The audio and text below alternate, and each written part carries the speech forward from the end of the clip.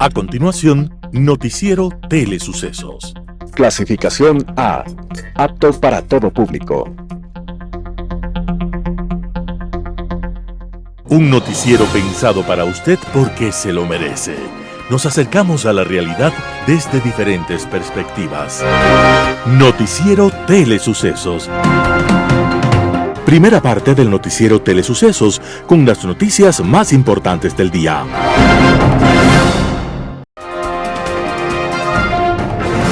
Un día como hoy. Más allá de las apariencias actuales, la historia de las grandes potencias económicas no fue siempre fácil.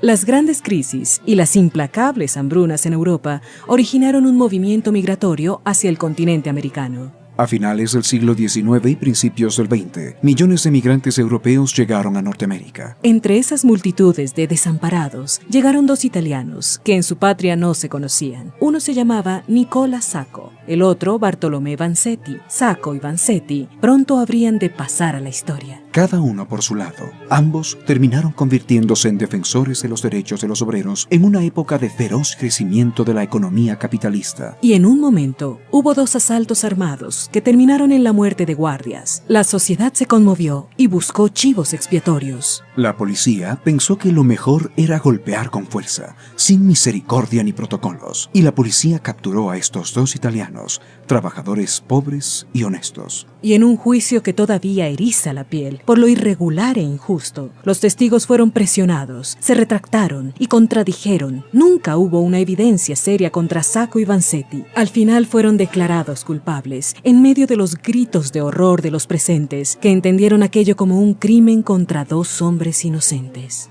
Dios sabe que estas callosas manos de trabajador nunca han matado a nadie, dijo Nicola Sacco.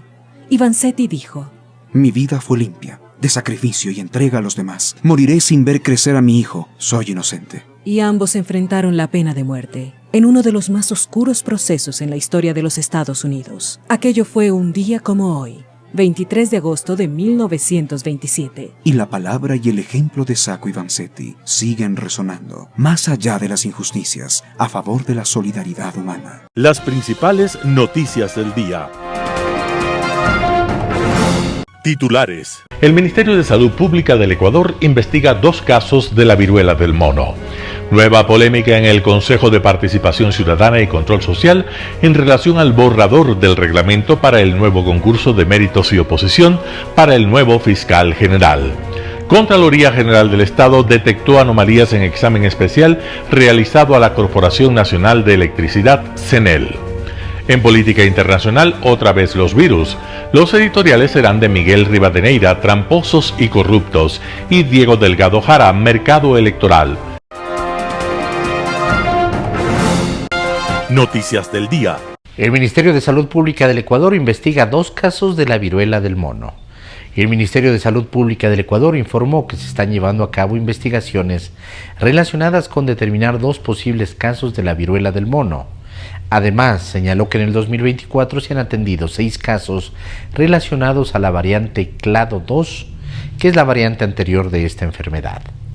Los 2 casos sospechosos están monitorizados, estables y ambulatorios, y se están generando acciones y estrategias de prevención, detección temprana, seguimiento, control y monitoreo frecuente para evitar posibles contagios. El Ministerio además confirmó que hasta el momento no se han detectado casos relacionados a la nueva cepa Clado y BDM-Pox, las mismas que desde el pasado 14 de agosto se encuentran en alerta internacional por parte de la Organización Mundial de la Salud, OMS. El Ministerio de Salud Pública invitó a la ciudadanía a estar alerta ante los síntomas que pudieran determinar un posible contagio de la enfermedad, tales como aparición de erupciones en la piel que suelen causar picazón, principalmente en el rostro, palmas de las manos y plantas de los pies, fiebre, hinchazón, cansancio, dolores de cabeza y musculares. De presentarse estos síntomas, acuda al centro de salud más cercano y mantenerse en casa si se determina un resultado positivo de la enfermedad. Hasta el momento, en una docena de países africanos de donde se origina esta enfermedad, se han detectado aproximadamente 19,000 casos que han producido alrededor de 550 muertes. Nueva polémica en el Consejo de Participación Ciudadana y Control Social en relación al borrador del reglamento para el nuevo concurso de méritos y oposición para el nuevo fiscal general. Este 21 de agosto, en la sesión del Pleno del Consejo de Participación Ciudadana y Control Social, se generó una nueva polémica, una vez que el consejero Augusto Verduga propuso la moción de la optimización de la revisión del borrador del reglamento para el nuevo concurso de méritos y oposición para el nuevo fiscal general, borrador que había sido encargado por el Pleno al mismo consejero Verduga en mayo pasado y que se filtró a través de redes sociales generando rechazo por la omisión de la prueba práctica oral. La optimización de la revisión propuesta por Verduga responde, según su intervención, a que cuando presentó su borrador el pasado 5 de julio de 2024 no recibió ninguna retroalimentación de los despachos de los otros consejeros. Aseguró que por eso debe establecerse un cronograma de una semana para que se instale la dichosa mesa técnica que hasta el momento no se ha realizado. El tema de las mesas técnicas había sido mencionado por el presidente del Consejo de Participación Ciudadana y Control Social, Andrés Fantoni, a mediados de julio, asegurando que éstas están analizando el borrador del reglamento para el nuevo concurso de méritos y oposición para el nuevo fiscal general y que dicha revisión duraría alrededor de 15 días, lo cual no se ha cumplido. Este pedido del consejero Verduga produjo enfrentamientos en el Pleno del Consejo. Esteban Guarderas, otro de los consejeros, cuestionó el borrador de Verduga, afirmando que este permitiría que haya narcopostulantes a la Fiscalía General del Estado, añadiendo que le causa preocupación que un partido llegue a controlar este concurso. La reacción de Verduga no se hizo esperar, manifestando que no iba a permitir que ningún mamarracho le falte al respeto y sostuvo además que no ha recibido ningún aporte al borrador por parte del consejero Guarderas. Contraloría General del Estado detectó anomalías en examen especial realizado a la Corporación Nacional de Electricidad CENEL. Pago en exceso de fondos de reserva y la contratación de servidores públicos con impedimentos de ejercer un cargo en las entidades del Estado aparecen entre las anomalías detectadas en el examen especial realizado por la Contraloría General del Estado a la Corporación Nacional de Electricidad CENEL. El examen especial se centró en los subsistemas de planificación de talento humano, clasificación de puestos, reclutamiento y selección de personal, formación y capacitación y evaluación del desempeño, gastos de personal, dejando para una futura acción por parte de la Contraloría la revisión del contrato colectivo. En lo referente al pago en exceso de fondos de reserva, la Contraloría determinó que se pagaron $45,264.19 desde abril del 2020 a enero del 2022 a 34 servidores, pago que se realizó incluyendo en el cálculo de los fondos de reserva como materia gravada el valor del subsidio por antigüedad, el cual no forma parte de la remuneración mensual unificada. Y en el caso de la contratación de servidores públicos con impedimentos de ejercer cargos con las entidades del Estado, 11 son los funcionarios que están inhabilitados ya que mantienen deudas con el sector público, pero a pesar de eso fueron contratados en el transcurso del periodo comprendido entre el 3 de abril del 2019 y el 28 de diciembre del 2023. Las anomalías relacionadas con el pago en exceso de fondos de reserva y la contratación de servidores públicos con impedimentos se dieron en las unidades de negocios de Guayaquil, Milagro y Guayas Los Ríos.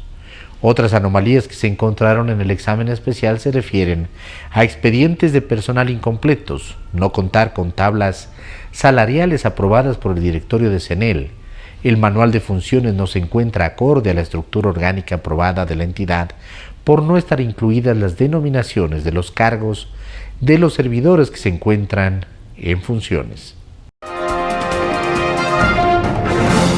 Entrevista del día. En Radio Sucesos estuvo Gabriela Oquillas, directora ejecutiva de la Cámara de Comercio de Guayaquil, hablando acerca de los retrasos en aduana que requieren una solución urgente. La realidad es que tenemos un país con una dinámica del comercio exterior fundamental para su desarrollo. Recordemos que los tributos al comercio exterior son una de las principales fuentes de financiamiento del Estado. Entonces, la dinámica de comercio exterior es sumamente importante, no solamente para que usted, el radio escucha, para que la vecina tenga los productos que tradicionalmente tiene en su hogar, sino para que el Estado pueda funcionar, porque estos recursos son sumamente importantes. Y nos encontramos hoy en día en un panorama en el que liberar carga del puerto es cada vez más difícil. Si vemos los históricos de trabajo de aduana de los últimos 20 años, el trabajo constante ha sido en disminuir los tiempos de despacho. Alguna vez los tiempos de despacho estaban sobre los 20 días, fueron reduciéndose. Se aplicaron controles de manera inteligente, y se logró identificar que en el puerto se abra únicamente lo que es de mayor riesgo o mayor atención. Hoy hemos regresado en el tiempo, y lamentablemente la historia del Ecuador es así, hemos regresado en el tiempo y los tiempos de despacho vuelven a ser amplios por una concepción errada de que quiero ver todo lo que está en los contenedores y quiero ver cada vez más contenedores. Y no hay forma de ejecutar controles exhaustivos si no tengo más personal y si no tengo más equipos. Esa es la situación que vivimos hoy en día. Ahora, es complejo porque recordemos que hace algún tiempo se estaba diciendo que son necesarios, por ejemplo, unos escáneres ahí en el puerto. ¿Qué pasa con eso? ¿No podrían instalarse y de alguna manera agilitar estos controles? No, lo más grave es que esos equipos ya están en el país y ya están funcionando. Y yo quiero hacer un énfasis sumamente importante en que, como Cámara de Comercio de Guayaquil, no solamente que creemos y aplaudimos los controles, sino que consigo los principales promotores de que se realicen controles, no solamente con la administración, sino con las últimas 20 administraciones que han pasado por la aduana, tocando la puerta y hablando de la importancia del control al comercio informal, porque no solamente genera baja recaudación, sino que mata al comercio formal que no logra competir con quien no cumple las reglas del juego. Entonces, creemos en los escáneres, creemos en los controles, creemos en la dinámica, pero tú no puedes controlar más allá de lo que tu capacidad te da. Si tú quieres mañana controlar 100 contenedores, como se nos ha dicho, no lo puedes hacer con 5 aforadores. Claro. Es imposible, es humanamente imposible. Y no puede ser que la respuesta sea que el control justifica la demora, porque la demora implica un impacto durísimo al bolsillo del ciudadano ecuatoriano, al que hace las cosas bien, al que ha confiado en el Ecuador, al que no migra, al que trabaja, al que paga impuestos. Así es complejo. ¿Y esto cómo les está afectando a las empresas, al comercio, y cuáles son las posibles soluciones que podrían darse para que esta situación se agilite, para que no siga generándoles pérdidas? A ver, lo primero que tenemos que tener en cuenta es un dato que tú leíste en su informe y que no es una determinación realizada por la Cámara de Comercio de Guayaquil únicamente, sino que parte de una organización internacional que, haciendo un análisis a nivel global, llega a esta conclusión. Y para poner un promedio, que tu carga se quede en el puerto un día más de lo que debe, implica que se le está agregando un 1%, 1.5% de arancel. Vamos a ponerlo en números sencillos. Tú tienes en el puerto una cosa que cuesta 10 y pagaba 10% para salir de aduana, es decir, debía haber pagado 1 para salir de aduana, ¿verdad? Ahora ya no va a pagar 1 en la práctica contable. Para efectos de tu costo, va a ser como que si estuvo un día en el puerto es 1.1. Si estuvo en el puerto 5 días es 1.5. Entonces se encarece el costo del producto directamente. Henry Cucalón, candidato a la presidencia de la República, en Radio Sucesos, hablará de cómo avanza su candidatura presidencial. Escuchemos lo que dice. Y sí, Construye, Cucalón y Larrea son la alternativa en las actuales elecciones. Los problemas del Ecuador son sumamente complejos, difíciles, lo sé a lo que nos enfrentamos. Sé que nos enfrentamos también al crimen organizado y a las mafias políticas. Y por eso estoy en Construye también. Y por eso estoy agradecido de la invitación, porque concuerdo con ellos.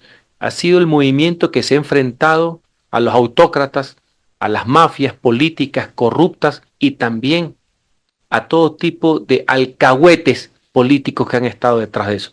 Y yo agradezco, porque con nosotros hay una coincidencia de ideas y ellos han sabido también reconocer cuáles son mis posturas de vida, mi vocación por el servicio público.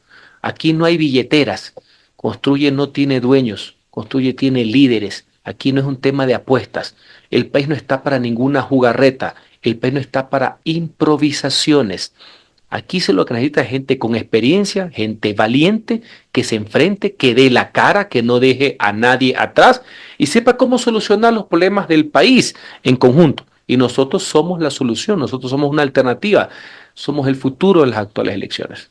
Ahora, ¿cómo ve esta situación que va, bueno, si es que queda así la papeleta, porque hay que esperar a finales de este mes con las alianzas si es que se dan, pero son 17 binomios, o serían 17 binomios presidenciales? ¿Cómo ve esto de cara al ciudadano, al elector, que bueno, quizás va a estar confundido con tantos nombres, con tantos personajes o caras nuevas, o incluso caras que por un lado, la anterior contienda electoral estuvieron con un partido, ahora están con otro? Puede haber muchas candidaturas, pero hay una sola alternativa, la que presenta Construye, Cucalón y Larrea. Para mí eso es importante dejarlo bien señalado. El resto, bueno, viene la conquista del voto, viene el contraste, porque no ha de ser que en estas elecciones los pillos aparezcan como honestos. Los que no tengan experiencia aparecen con experiencia.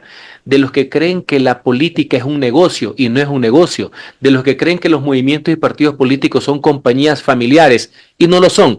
Así que para eso está la ley electoral, para eso es la campaña, para hacer conocer también las propuestas, para poder contrastarlas con la realidad, no como algunos que viven en un multiverso, en una realidad paralela, no. Y justamente en la campaña nosotros vamos a dar la cara. Nuestra posición, y esto viene mucho por alguna incertidumbre, porque dicen que son 17 precandidatos.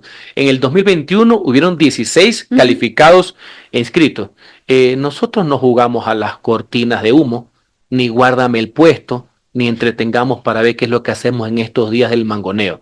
Nosotros somos una alternativa seria, una solución seria, que sabemos los problemas que se está enfrentando el Ecuador, ¿no? ¿Qué ofrece Henry Cugalón? ¿Qué ofrece Construye de cara a estas elecciones y que no tiene el resto de candidatos y binomios? Más que ofrecimiento, es compromiso, compromiso de vida. El Ecuador no puede seguir secuestrado por mafias políticas, por crimen organizado. Nuestro país, la patria, siempre va a ser primero. En el orden de la seguridad, nosotros sí tenemos la firmeza, el temple, la convicción y la honestidad para poder enfrentar el tema de la seguridad de forma democrática e integral, tomando de la mano y aplicando, por ejemplo, la ley de extinción del dominio, que fue promovida por Construye y ahora aprobada. Esta sí la positiva por el pueblo ecuatoriano. Nuestra propuesta es ir a quitarles el oxígeno al crimen organizado. En Impacto Informativo, Javier Palacios, constitucionalista, dará su opinión respecto al juicio político a la fiscal. Vamos con la nota. Yo creo que todo esto también, la prisa se da a propósito de la reactivación del juicio político, o que se pretende se reactive el juicio político, y el ánimo del Consejo de Participación Ciudadana de dejar designando a las autoridades, no solo las que debe, sino las que tienen intereses, los políticos en general, ¿no? Ahora es la fiscal. No creo que hayan votos para destituirle a la fiscal en el juicio político, se espera que no, pero lo que creo que no esperarán ellos es tener a la fiscalía en el último eslabón, y luego seguramente será el Consejo de la Judicatura, que son las dos autoridades que también deben dejarse designando hasta antes de entre febrero y abril del 2025. Bueno, veamos un asunto que resulta crucial antes de nada, porque ayer se registra la renuncia de la vicepresidenta Michelle Calvache. Ella, pues, es el binomio de Jan Topic, respaldando al partido Suma en estas elecciones. Le reemplaza Yasmín Enríquez. Ahora ya se dio con ella una votación de 5 versus 2 para aprobar justamente este polémico reglamento. Una mayoría de 5 en el Consejo de Participación Ciudadana podría hacer lo que sea. O sea, empecemos por, de pronto, como hipótesis, destituir a Fantoni. Podría ser que apelen a la presidencia de Fantoni y terminen con otro presidente afín, ¿no? Veamos que Fantoni tuvo ya un primer impasse, si se quiere, cuando fue la designación del vocal del Consejo de la Judicatura. Mario Godoy, claro. Mario Godoy ya tuvo un primer impasse ahí, en el que parecía que las fuerzas estaban un poco desequilibrándose. Hubieron muchas abstenciones, inclusive en aquella ocasión. Pero fue muy claro, 4 versus 3. 4 versus 3, ahora un poco la balanza se está inclinando. A ver, el tema de apelarle a la presidencia, de impugnarla de Fantoni, evidentemente es para tomar el control del concurso que tiene interés, que ahorita es la Fiscalía General del Estado. ¿Por qué? Porque va a comandar el tema del reglamento, se comanda el tema de la designación de las comisiones, y de tal forma que el nuevo presidente, si es que llegase a pasar aquello, va a manejar los hilos, al menos en tiempo, para cumplir con la designación de la autoridad. O sea, se dice que esta mayoría que era de 4 versus 3 y que ahora es de 5 versus 2, obedece a los intereses del Partido Social Cristiano y especialmente del correísmo. En función de eso, como le decía, pueden hacer lo que sea. Y este concurso del nueva fiscal, es vital. Es vital porque creo que la vara que deja la doctora Salazar es alta, ha destapado muchísimos casos de corrupción, y no vaya a ser que la designación de la nueva primera autoridad de la Fiscalía General del Estado lo que busca es tapar estos procesos que hoy están en marcha o están ya en juicio, en etapa de juicio, muchos de ellos, ¿no es cierto? El día de hoy la fiscal, si bien ha pedido ella se reactive el tema del juicio político, también tiene una condición de salud que no le permitirá estar en el mismo nivel de actividad que cuando ella inició o en la etapa intermedia de su periodo. Parecería ser Pero que por ella ahí va. pide el juicio político. Ella se presenta ante los ecuatorianos y pide el juicio político. Aquí estoy lista. Entonces, eso también hay que conversar, ¿no? Hace un instante dialogábamos con la asambleísta Ana Galarza. eh, y claro, vamos a ver si realmente quienes le convocaron a juicio a Diana Salazar quieren verla en el plenario legislativo toda enérgica, ella más bien acusadora, más que rendir cuentas. Me parece que la posición de la fiscal es loable porque creo que ella ha tomado una posición de yo no me escondo y en realidad lejos de esconderme me voy a defender y voy a lanzar las acusaciones que tenga que lanzarlas en la esfera de la arena política, ¿no? No hay nada que pueda comprometer su objetividad en las labores que desempeña, que me parece que es lo correcto porque este juicio político tenía nombre y apellido y es garantizar la impunidad a ciertos actores. Actores que la propia Asamblea les ha salvado de un juicio político, el señor Wilman Terán, y que ahora está siendo trasladado a otra sede, el señor Terán, y que un grupo político evidentemente aupaba al señor Terán o le defendía al señor Terán. Pero también la decisión de la fiscal creo que mueve los hilos políticos de otra forma. El hecho de que la fiscal pida que se reactive su juicio, porque su juicio solo estuvo suspendido, también tiene incidencia en los otros juicios políticos que se deberían empezar a sustanciar una vez que se regrese del receso legislativo, porque el de la fiscal fue previo a muchos de ellos y se debe respetar el orden cronológico. Lo que han dicho es que enseguida se sustancie el proceso contra la ministra Mónica Palencia, va el juicio para la fiscal. Ahí yo creo que, por al menos la única voz que yo he escuchado es me parece que es del secretario de la Asamblea, que a veces... Que es el único que está ahí, ¿no? Porque están en licencia los asambleístas. Que a veces parece un asambleísta más. Él ha dicho esto, yo creo que comete un error. El orden cronológico hace que el que deba tratarse es el de la fiscal general de la Nación y no el de la ministra Palencia, porque el de la ministra Palencia tiene varios después que el de la doctora Salazar. No existe una norma que le habilite a conocer el posterior para luego referirse al que correspondía. Ahora, ha sido criticada la fiscal por este caso confortable, donde han sido afectadas pues 2 ministras jueces de la Corte Nacional. En Matapia, una de ellas pues ha circulado por los medios de comunicación señalando la ilegalidad y su inconformidad con el caso. ¿Cómo ha visto usted esto? A ver, yo no creo que es lógico ni creo que se debe permitir que a propósito de emitir una sentencia, cualquiera que éste sea y beneficie a quien sea que lo beneficie, la fiscalía pueda actuar en contra de las juezas, ¿no es cierto? Ahora, si la fiscalía tiene elementos para ese allanamiento o tiene elementos para abrir una investigación, creo que se lo debe hacer. Más aún en esta época en la que la justicia, cada que se topa, salen más jueces involucrados en procesos, y no uno, sino varios.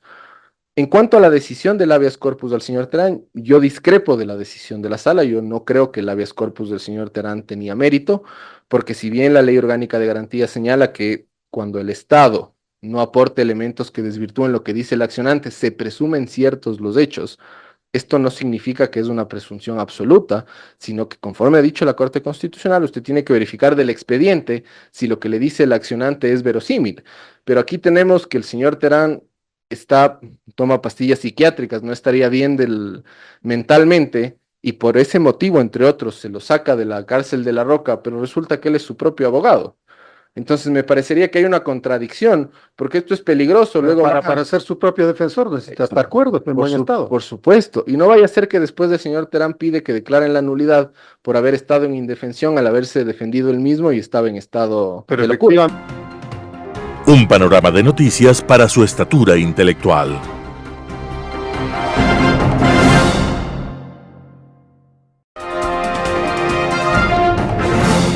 Global Hoy con Alan Carney. Otra vez los virus. La pasada pandemia del COVID significó la más peligrosa demostración de lo vulnerable y hasta frágil que es la vida humana ante unos agentes submicroscópicos, cuyas vidas se basan a veces en la muerte de quienes se vuelven unos huéspedes temporales.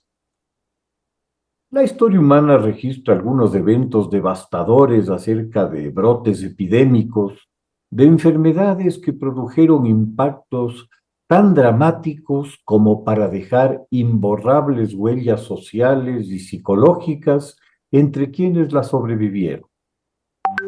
De entre las más famosas está la peste bubónica, llamada peste negra, que provocó en 10 años la muerte del 30% de la población europea. Curiosamente, esta tragedia dio lugar, en Europa Occidental por lo menos, a unos cambios profundos que la llevarían por caminos distintos de los del resto del mundo.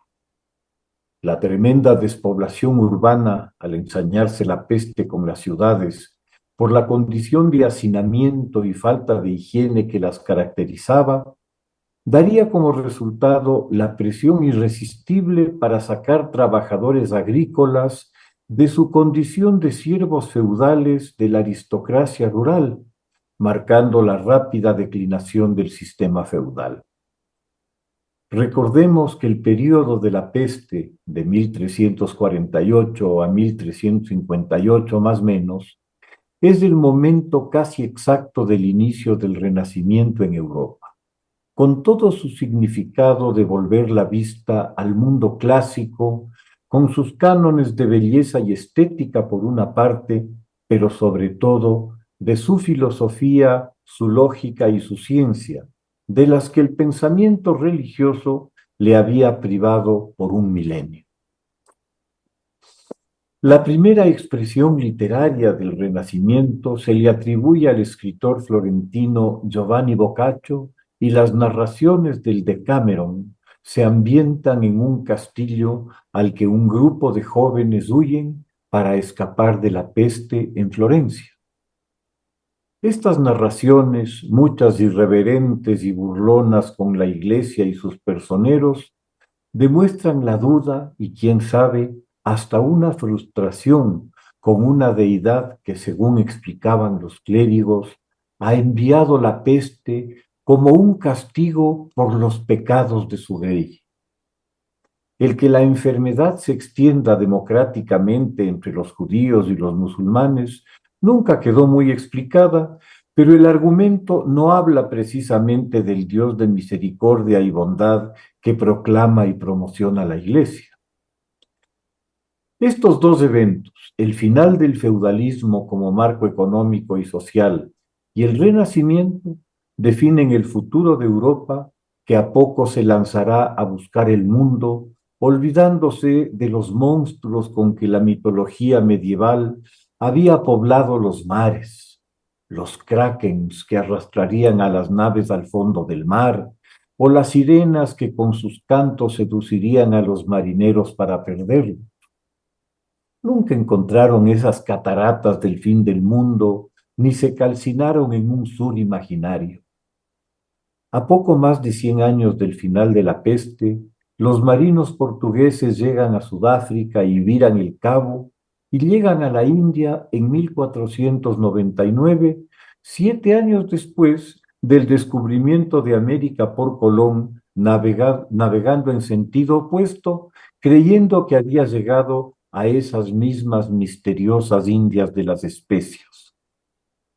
Poco antes del final de la Primera Guerra Mundial, en medio de la mortandad del conflicto, que en 4 años se cobra unos 25 millones de víctimas, hace su aparición un virus que será conocido como la gripe española, un antecedente del COVID, pues es una gripe aviar del subtipo H1N1, que en 3 años triplica los resultados de los 4 años de matanzas con millones de fusiles, ametralladoras, gases venenosos y toda suerte de medios letales, dejando muy en claro lo artesanal todavía de la capacidad humana para matarse comparada con esos eficientes asesinos que la naturaleza puede crear. La OMS ha emitido una alerta mundial por la posible difusión de un virus, una variante de la viruela conocida como viruela del mono, declarando la emergencia internacional el 14 del presente mes. No se prevé un problema epidémico inminente, pues la transmisión de la enfermedad no se da aeróbicamente, sino por contacto directo con enfermos o con sus ropas. La viruela es una vieja conocida de los humanos. Nos ha acompañado desde hace miles de años y fue la primera enfermedad para la que la ciencia, incipiente y limitada de la época, desarrolló una vacuna hace ya 227 años. El doctor Edward Jenner, con su invento, contribuyó como muy pocos a salvar la vida de millones de niños que morían en el mundo por esta afección. Pronto, la vacunación sería la más importante medida de salud pública para una serie de enfermedades que durante miles de años azotaron a la humanidad y que se pudieron o limitar y hasta casi erradicar. Para los actuales críticos de las vacunas, recordarles que hasta 1900, de cada 10 niños nacidos, 5 morían antes de los 5 años por la falta de las vacunas. También conviene recordarles que el COVID pudo ser contenido tras causar la muerte de unos 9 millones de personas por el rápido desarrollo de las vacunas.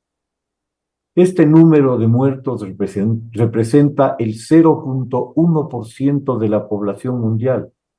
Por comparación, la gripe española de hace 100 años apenas causó la muerte de unos 80 millones de personas, el 5% de la población del mundo en ese momento.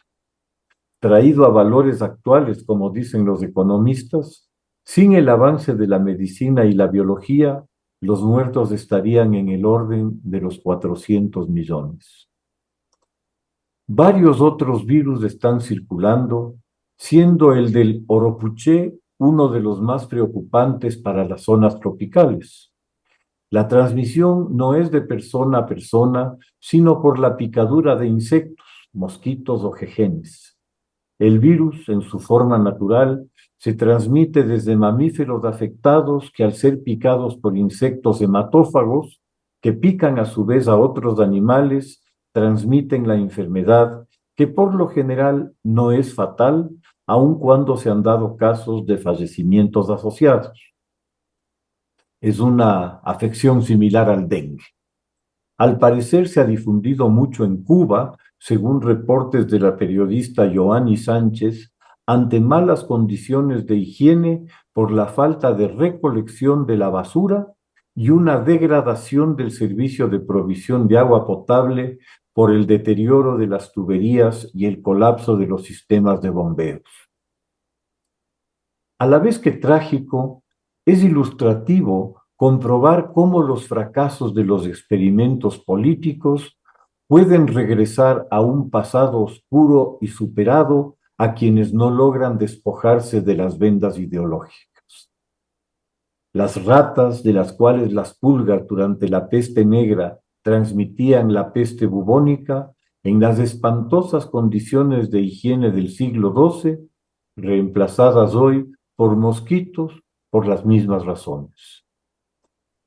Esta circunstancia, en una supuesta potencia médica como se ha promocionado Cuba, demuestra lo engañosa que puede ser la propaganda.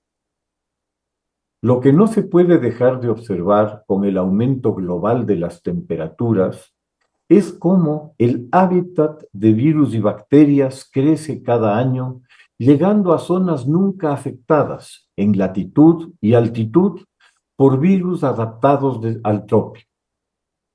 Para que no falte nada, también aparecen noticias sobre virus ancestrales que han permanecido congelados en glaciares y hielos polares, de los que poco o nada se sabe. Como siempre, la ciencia será el camino para conocerlos y, de ser del caso, enfrentarlos. Muchas gracias. Editorial. Tramposos y corruptos, artículo de Miguel Rivadeneira publicado en Diario El Universo. Si el país no despierta a tiempo, razona y reacciona en vísperas de un proceso electoral, corre el riesgo de ir a un modelo corrupto como la dictadura de Venezuela, que acecha con políticos nacionales que se han identificado plenamente y que defienden a una mal llamada revolución de izquierda. Venezuela vive una tiranía, sin libertades ni respeto a los derechos humanos, con secuestros y persecución a todo un pueblo que está levantado en demanda del respeto al pronunciamiento mayoritario expresado en las urnas y que fuera burlado. El dictador venezolano desolla a la gran mayoría de la comunidad internacional e impone por la fuerza el fraude con el respaldo de los regímenes totalitarios de Nicaragua, Cuba, Rusia, China y de México. Brasil y Colombia hacen el ridículo y tienen la audacia de plantear una salida con nuevas elecciones cuando ellos saben que no se pueden negociar los resultados y no existe ninguna garantía. En Ecuador se vive con indiferencia antes del proceso electoral, con una clase política tramposa y corrupta que va a lo mismo y unas élites que muestran el poco interés que tienen en la solución de los problemas, que se acomodan con facilidad a las circunstancias para seguir en sus negocios y seguir medrando del Estado. Mientras tanto, avergüenza que la Asamblea esté preocupada de expedir resoluciones intrascendentes como el Día Nacional del Gamer, el proyecto de ley de los derechos de los animales, igual cuando declararon antes el Día Nacional del Bizcocho. En esa legislatura existen proyectos mucho más importantes que deberían atender con urgencia problemas sociales de fondo y estructurales, como la desnutrición crónica infantil o la lactancia materna infantil a prolongar hasta los 2 años. Un país lleno de corrupción, con una justicia y jueces venales en acción, salvo honrosas y respetables excepciones que favorecen a los reos y procesados penalmente, que han hecho tanto daño al país y que han estado del lado de los delincuentes en medio del conflicto armado interno que se vive. Los casos Metástasis, Purga, Plaga, Encuentro, obstrucción a la justicia e independencia judicial, entre tantos, en los cuales están procesados y presos jueces, juezas, fiscales, abogados, policías, funcionarios judiciales, vocales del Consejo de la Judicatura, muchos de los cuales han aceptado su culpabilidad en los delitos cometidos y los cargos de haber estado vinculados y favorecido a la delincuencia organizada. Otros siguen siendo beneficiados por juezas y jueces compinches, con fallos vergonzosos, que sin ruborizarse favorecen a reos con prebendas en centros penitenciarios a diferencia del resto. Una vergüenza y una burla vista y paciencia del país, lo cual daña aún más la imagen de una justicia corrupta. Con estos malos operadores de justicia que están plenamente identificados y que desafían a la nación, no se puede garantizar la correcta aplicación del derecho y el imperio de la ley. Mientras tanto, el país se ahoga en corrupción. En medio de la violencia e inseguridad y el conflicto armado interno, a pesar de los esfuerzos y trabajo que realizan diariamente las Fuerzas Armadas y la policía. Es hora de decir basta a tanta acción que corroe aún más a esta agónica institucionalidad. Artículo de Miguel Rivadeneira publicado en Diario El Universo. Mercado electoral, Diego Delgado Jara. Se informa que se han inscrito 17 binomios presidenciales de otras tantas organizaciones políticas legalizadas, pero destaca la situación singular y excepcional que cuando menos 12 de ellas poseen candidatos relevantes del correísmo. ¿Existe alguna fórmula mágica de clonación ideológica masiva y simultánea? La mayoría absoluta de las dirigencias partidarias son sucursales políticas del correísmo. ¿Cómo así aparecen como candidatos al máximo nivel tantos exministros, exbinomios, ex altos funcionarios y allegados al régimen de Correa? ¿Es producto de una extraña casualidad o un plan deliberado para cuando menos incrementar al máximo el número de legisladores sumándolos desde distintas vertientes, además de eventuales apoyos para una segunda vuelta? En forma alternativa, es posible que allegados a una sola corriente ideológica, pero dotada de muy poderosos mecanismos persuasivos, en forma directa o indirecta o por personas interpuestas, convencieron o alquilaron esos espacios exclusivos a los dirigentes de dichos movimientos y partidos como si fuesen cuartos de motel, esto es, a plazo fijo, para inscribir candidatos de una sola tendencia política?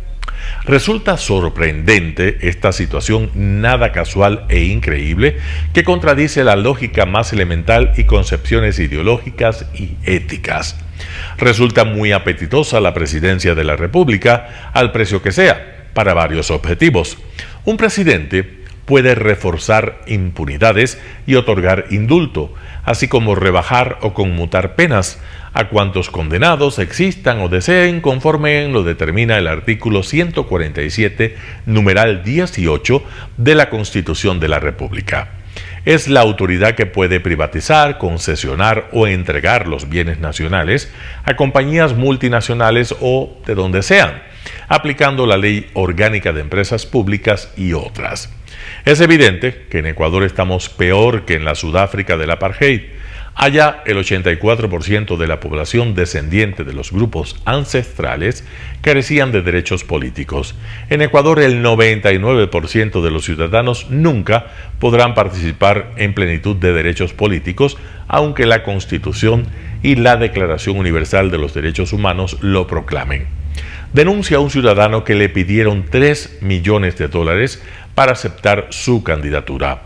La mayoría de ecuatorianos desconoce que existen 96 millones de documentos digitalizados con las firmas y rúbricas de todos los cedulados desde inicios del siglo XX de los archivos del registro civil, luego que se convocó a un concurso de digitalización mediante la resolución número DIGERSIC DG2 201-0323, suscrita por el ingeniero Paulo Rodríguez Molina y que fue impugnado judicialmente por el rector de la Politécnica del Litoral, doctor Moisés Tacle Galárraga, considerando que fue un proceso nada transparente y direccionado.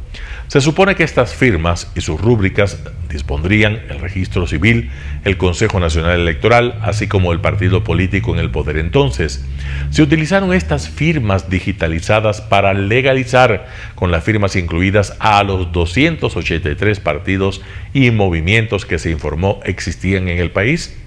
Si existían 23 partidos políticos nacionales, a un promedio de 200.000 afiliados o adherentes, tendríamos 4.600.000 miembros solo de las organizaciones nacionales.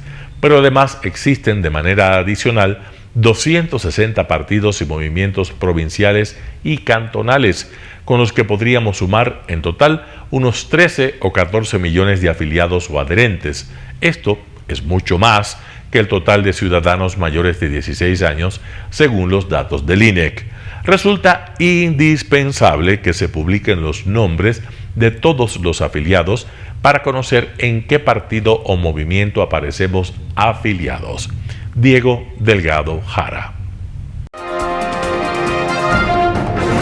Noticias internacionales. Hungría está desalojando a refugiados ucranianos de sus casas, polémica legislación contra el asilo. Al menos un centenar de refugiados ucranianos de Transcarpatia, la mayoría de ellos niños, han sido desalojados de la localidad húngara de Kocs tras un cambio en las normas de asilo. Hace 2 años y medio el gobierno húngaro proporcionó alojamiento de emergencia a quienes huían de la guerra, pero en base a un decreto emitido en junio, solo los refugiados de las zonas de Ucrania consideradas como afectadas por el conflicto tienen ahora derecho a alojamiento gratuito del Estado húngaro.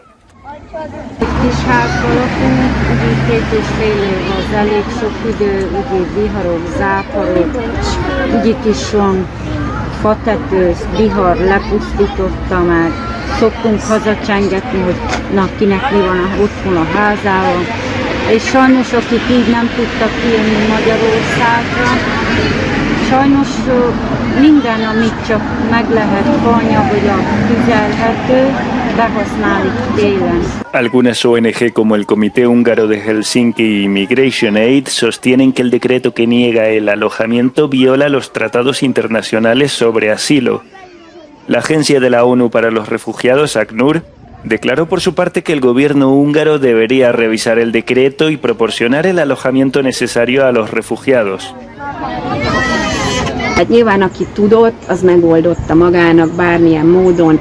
Van, aki hazament, van, aki nem tudom, rokonokhoz, ismerősökhöz ment. Nyilván aki ki tudja fizetni a bérleti díjat, az már elment korábban, és ezt megoldotta magának. Tehát azok az emberek, akik itt vannak, nekik tényleg nagyon sérülékenyek, nehéz helyzetben vannak, egyszerűen nincs pénzük arra, hogy kivegyenek egy albérletet. Las ONG, algunos residentes locales y la policía de Kocs buscan ahora con urgencia alternativas de alojamiento temporal para cientos de desplazados, pero otros miles de refugiados ucranianos se enfrentan al mismo problema y corren el riesgo de ser expulsados de los alojamientos financiados por el Estado húngaro.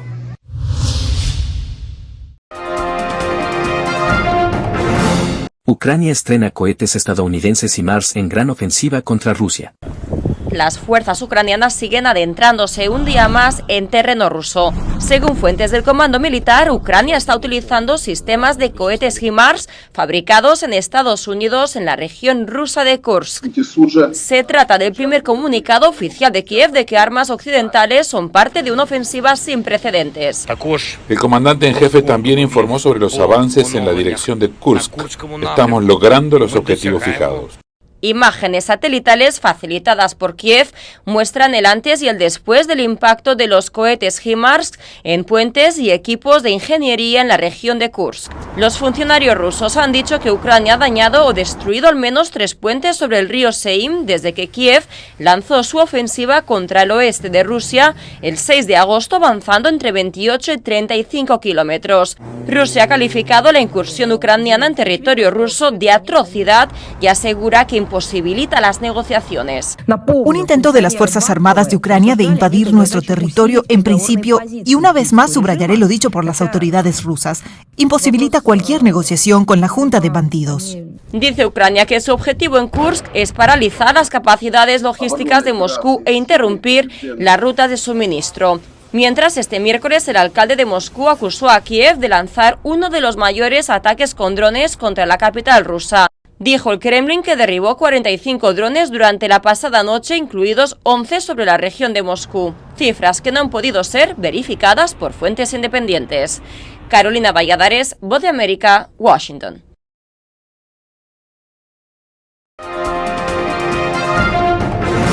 Los mediadores egipcios expresan su escepticismo ante la última propuesta de alto el fuego en Gaza. Egipto expresó su escepticismo sobre la posibilidad de alcanzar un acuerdo de alto el fuego en Gaza mientras trascendían más detalles sobre la última propuesta. También el miércoles Hezbollah disparó más de 50 cohetes hacia los altos del Golán controlados por Israel, afirmando que era una represalia por el ataque israelí del martes sobre el Líbano. El ataque se produjo después de que el secretario de Estado estadounidense Antony Blinken se reuniera con mediadores clave de Egipto y Qatar para impulsar un acuerdo de alto el fuego entre Israel y Hamás. Blinken dijo que el tiempo es esencial a medida que aumentan los temores de una escalada regional más amplia. Un funcionario egipcio con conocimiento directo de las negociaciones dice que el acuerdo ofrece promesas en lugar de garantías y que Hamás no las aceptaría. El acuerdo establecería, por ejemplo, que Hamás debe liberar a los rehenes en la primera fase y las partes solo negociarían después las siguientes fases. La fuente indicó que esto significa que Hamás liberaría a los rehenes civiles a cambio de una pausa en los combates sin garantías de un alto el fuego permanente. La propuesta tampoco dice claramente que Israel se retirará de los 2 corredores estratégicos de Gaza. Está previsto que los mediadores se reúnan este jueves y el viernes en El Cairo para seguir negociando la propuesta antes de presentarla oficialmente a Hamás.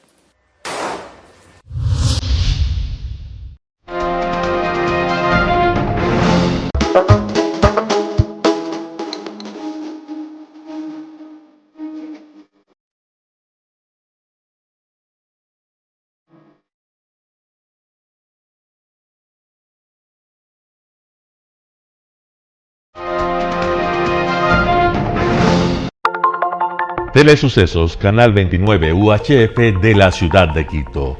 Un canal de televisión abierta, siempre inédito, para una audiencia especial. Somos cultura, educación, salud, opinión calificada, normas de vida. Y todas las tardes, de lunes a viernes, desde nuestros estudios en Arena Telesucesos, escenario propio destinado a promover el deporte. En tiempo real, usted y su familia, en su televisor, desde la comodidad de su hogar, disfrutarán de los partidos, eventos, campeonatos que realizamos diariamente de ecuavóley, básquet, box, lucha libre, cachascán, gimnasia, artes marciales, tenis de mesa, fútbol sala, transmisiones en vivo de los principales partidos de fútbol barrial y colegial. En fin, somos un canal inédito. Inéditos en el deporte, transmisiones de acción y conocimiento en el deporte, espacio diario conducido por el arquitecto David López todas las tardes, de lunes a viernes, de 4 a 5 de la tarde. Siempre inéditos y distintos, siempre jóvenes, personajes jóvenes de generaciones nuevas.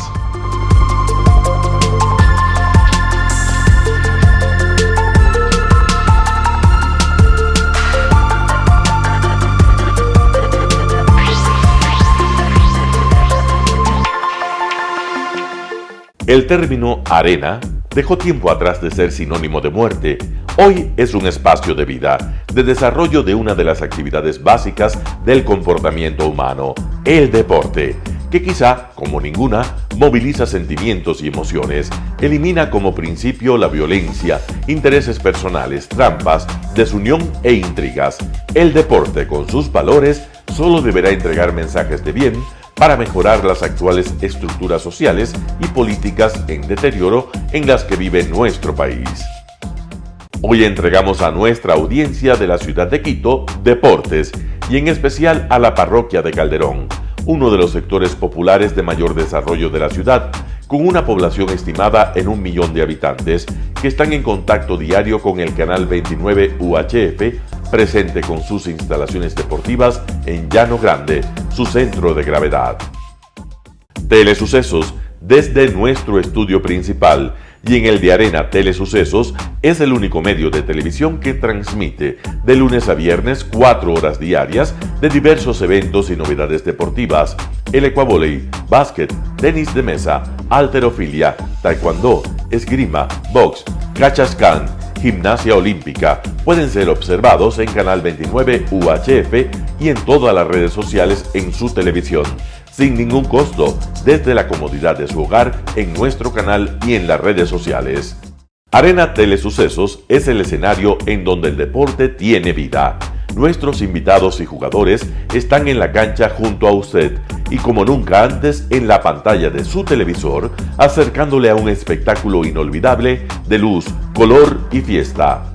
por fin usted encuentra el deporte que practica y que nunca es transmitido ni considerado por otros medios de comunicación con la importancia que nosotros le damos. El ecuavóley es el gran protagonista en una cancha con todos los estándares y comodidad para su práctica. Es el único deporte ecuatoriano con partida de nacimiento ecuatoriana. Somos inéditos, nos acercamos al deporte popular de nuestra gente que comparte nuestros esfuerzos. En Arena Telesucesos, aparte del atractivo de los eventos deportivos que transmitimos con nuestra señal a los televisores de su hogar, también entregamos muchos de los valores que encierra el deporte y en especial privilegiamos nuestra identidad nacional en el ecuavóley, jerarquizando su presencia como el deporte con partida de nacimiento en nuestro país. Telesucesos no solo entrega en su programación de deportes un espectáculo, sino que impulsa, privilegia y exige a quienes participan que sean parte de los valores y méritos que el deporte encierra: esfuerzo, superación, perseverancia, respeto, solidaridad, compañerismo, disciplina, puntualidad, sana competencia, honradez en la cancha y fuera de ella.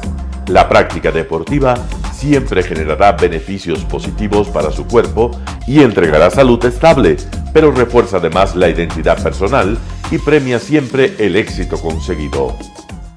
Estamos entregando a nuestra ciudad con Arena Telesucesos un esfuerzo más de un medio que es fiel a su identidad y que a través de sus contenidos de salud, cultura, opinión calificada y ahora deportes, pretende difundir lo que, aparte del entretenimiento, requiere nuestra gente.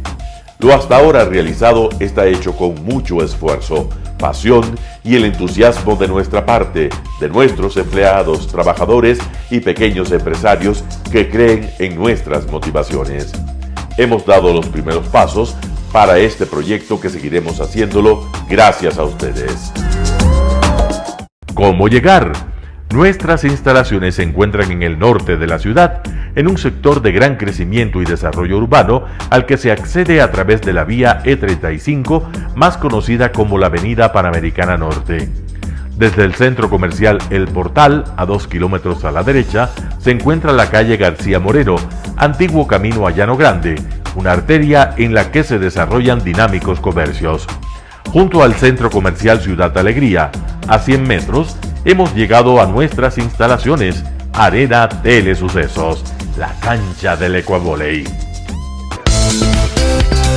Telesucesos, siempre inédito, nuestro canal online a la vanguardia tecnológica, 24 horas de programación continua a través de Internet. Telesucesos Internacional. En el Ecuador y en el mundo, Telesucesos Internacional. ¿Cómo nos sintoniza? Ingresando a www.telesucesos.net. Telesucesos Internacional. Telesucesos, el canal de televisión siempre inédito. El noticiero Telesucesos es retransmitido de lunes a viernes a las 7 horas por Radio Planeta Sur 106.1 FM de la ciudad de Loja. Noticiero Telesucesos. Las opiniones vertidas en este espacio por la producción y dirección del programa son de exclusiva responsabilidad de sus autores y de quienes intervienen en ellos.